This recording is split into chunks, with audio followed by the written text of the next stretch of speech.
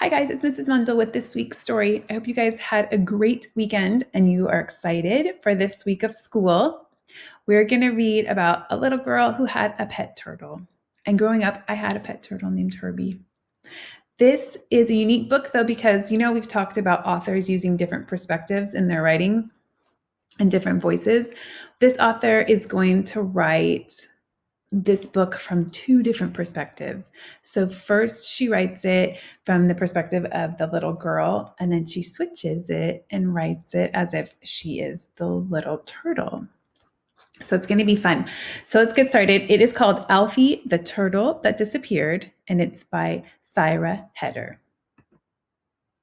On my 6th birthday, I got Alfie. The lady at the store said he looked about 6 too. We were 6 together. At home on my carpet, he stood very still. I introduced him to everyone. I taught him my wiggle dance and made him presents, but he didn't seem to notice. I showed him my costumes and wrote him songs. Mostly, he stayed inside his shell. Every day, I told him stories, like how Dasha got new overalls, and how Ruth lost a tooth, and how Peter from downstairs got a fish. I even told him my best joke about the walrus wearing pants, but he didn't seem to get it. After a while, I kind of forgot about Alfie. He didn't do much. Well, until the morning of my 7th birthday, when he disappeared. Okay, so now we're going to switch. And it's going to be the perspective of Alfie. When I first saw Nia, I knew she was special. She told me that I was 6 and she was 6 too. I'd never been 6 before, but I was happy we were 6 together. Her home tickled my toes, but she smelled nice, so I was calm. She had tons of friends. Nia taught me to dance. I practiced wiggling inside my shell. She gave me presents. I'd never been given presents before. She made me laugh and laugh and laugh.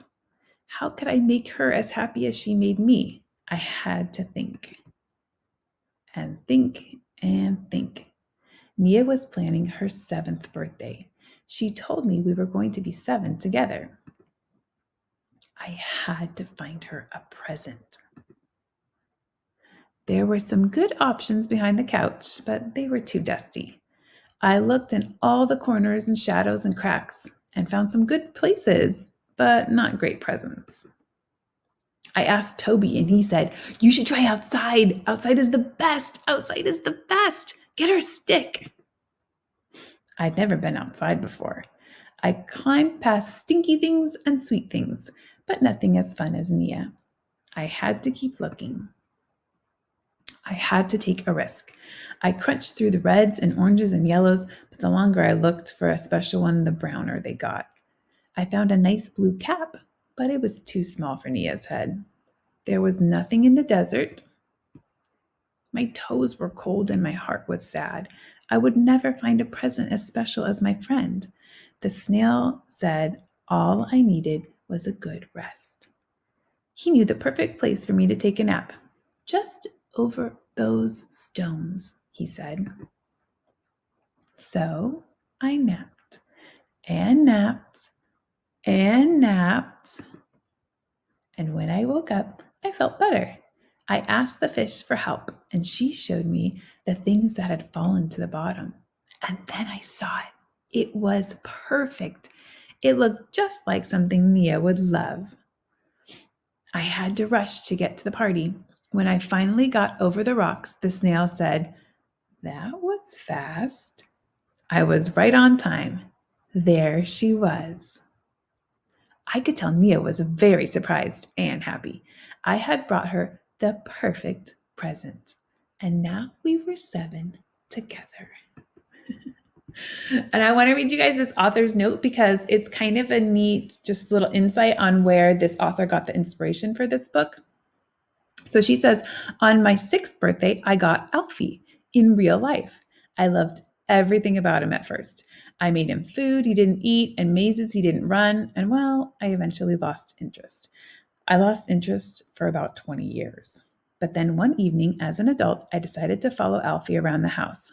I watched as he stuck his head in slippers and scratched his back on the radiator, and I became fascinated again. The lucky thing about turtles is their lifespan is long enough for you to fall back in love with them. I watched my little niece, Nini, become obsessed with Alfie. And the year after that, I met my friend, Nia, whose turtle, Max, was constantly escaping. And the story started to fall into place. And she dedicated the book also to her mom for taking such good care of Alfie all of these years, even when I wasn't paying much attention. So that was a sweet book. Did you guys like that one? And I'll see you guys next week with another story. Hope you have a great week at school.